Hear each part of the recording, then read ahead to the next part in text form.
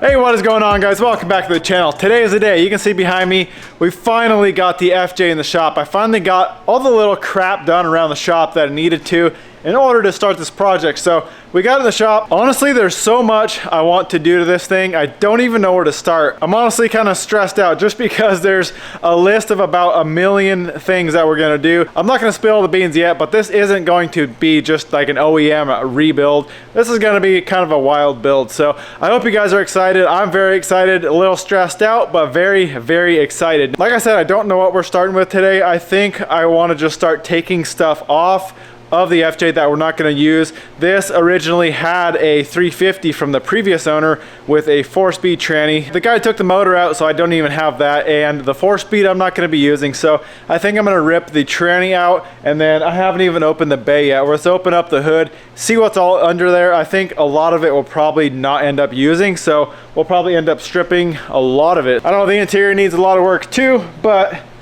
oh, you can see we are looking pretty bare already, so I think I'm gonna start stripping some of this stuff out of here. Just like random wiring and stuff we're not gonna use on our motor that we're gonna throw in this thing, and then we'll probably hop in the interior, maybe pull some seats out, kind of look at the extent of the rust. The driver's floor is pretty bad. Passenger is obviously has got some rust too, and then the rear quarters are completely rotted out. I'm not too worried about all this just because, like I said, I'm not going for like an original build. I'm not going for like, you know, show build. So I'm not gonna worry about like making the rust patching perfect. I'm just gonna patch it up as best I can. But honestly, that's gonna be a ways away. I'm not even gonna worry about that right now. I wanna get the drivetrain that we're gonna be using. I wanna get it all set in here and kind of halfway mocked up. And I'll kind of go into more depth on what we're doing in later videos. But for now, let's get this tranny out. Let's get some of this engine bay stuff out. I think I'm gonna start in the interior first. Let's pull the seats out, kind of assess our rust issues, and then we'll just start taking stuff off and see where we end up. I have no idea where this video is gonna go.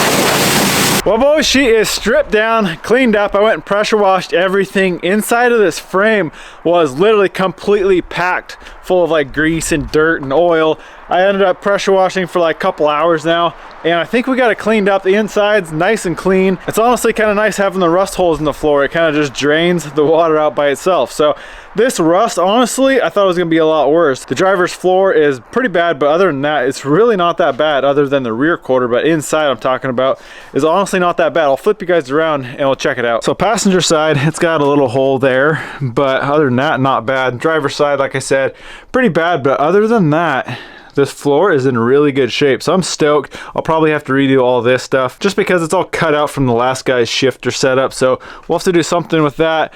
Also, the dash, I'm probably not going to be using that stock dash pad, so we'll have to do something with this dash. Now, this is kind of weird how they set these up. This whole dash is welded in. You can see the welds right there, so it's kind of a pain in the butt to get up in there and mess with all those switches, but that's all going to stay in there. Engine bay is basically stripped other than just some of the wiring.